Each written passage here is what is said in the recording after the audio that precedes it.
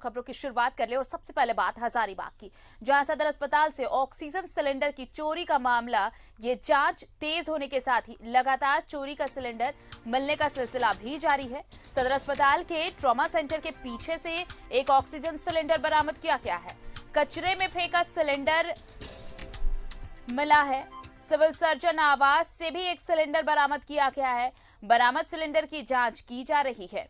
तो ये देखिए, अब जैसे जैसे जांच तेज हो रही है वैसे वैसे सिलेंडर भी जब्त किए जा रहे हैं। और अब तो ये भी सवाल उठने लगा है कि सिविल सर्जन के आवास से भी एक सिलेंडर बरामद किया गया है।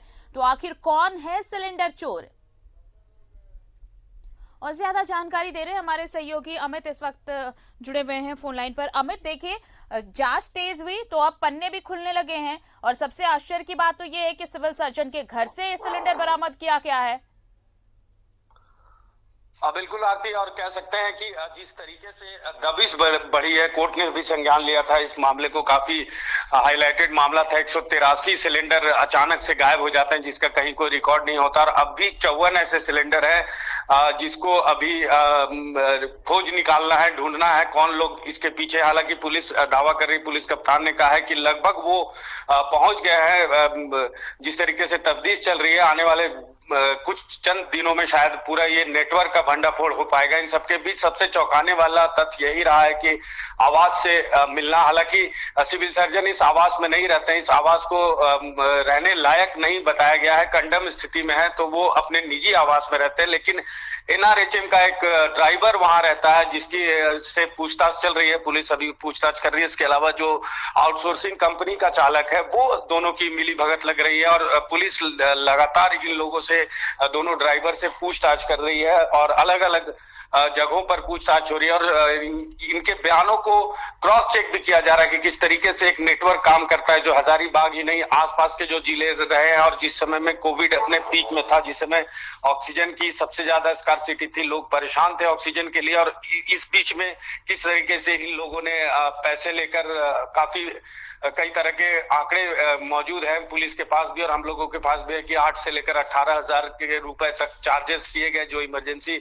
मरीज थे। तो अपने आप में कह सकते हैं कि हजारीबाग के लिए, उत्तरी छोटा नागपुर प्रमंडल के लिए यह खबर चौंकाने वाली तो थी ही, और मानवता को भी शर्मसार कर रही थी कि इतना बड़ा नेटवर्क और इस तरीके से 2-3 लोग मिलकर जो इस तरीके से पूरे ऑक्सीजन का ये चोरी का जो खेल चला है और इसमें जो पैसे की उगाही की गई है, सारे नेटवर्क को हालांकि खोलने की, पूरे खुलासा होने की बात पुलिस कप्तान ने कही है। लेकिन सिविल सर्जन आवास से मिलना चौंकाने वाला विषय रहा। हालांकि सिविल सर्जन अपने निजी आवास में रहते हैं, लेकिन जो ड्राइवर है वो क्या इतना सक्षम है कि वो अकेले इस तरीके से इतने सिलेंडरों का नेटवर्क चलाता है और किसी को भनक नहीं लगती। और पूर्व में भी आती जिस तरीके से देखने को मिला है कि 2 साल तक सदर अस्पताल में, तकरीबन 2 साल तक कह सकते हैं कि कोई रिकॉर्ड नहीं है कि कितने सिलेंडर, ऑक्सीजन सिलेंडर कब आते हैं, किनको दिया जाता है। ये काफी घोर लापरवाही। और इससे इसमें जो भी नेटवर्क है, बड़े लोग हैं या छोटे लोग हैं, उन लोगों पर निश्चित तौर पर कार्रवाई होनी चाहिए। और जिस तरीके से लगातार जो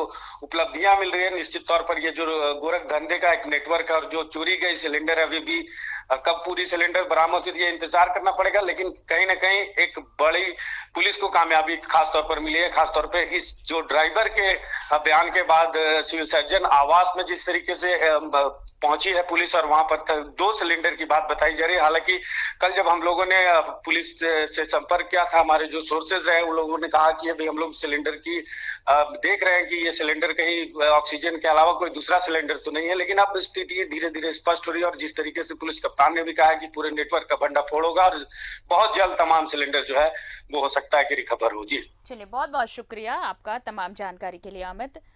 तो देखिए, अब लगातार जांच जैसे जैसे तेज होते जा रही है वैसे वैसे सिलेंडर की बरामदगी भी हो रही है। और अब एक सिलेंडर तो सिविल सर्जन के आवास से भी मिला है। हालांकि जिस आवास से बरामद किया गया वहां पर सिविल सर्जन रहते नहीं फिलहाल। और पूरे इस गिरोह की अब जांच चल रही है, तलाश तेज हो गई है कि आखिर कौन सा नेक्सस काम कर रहा है।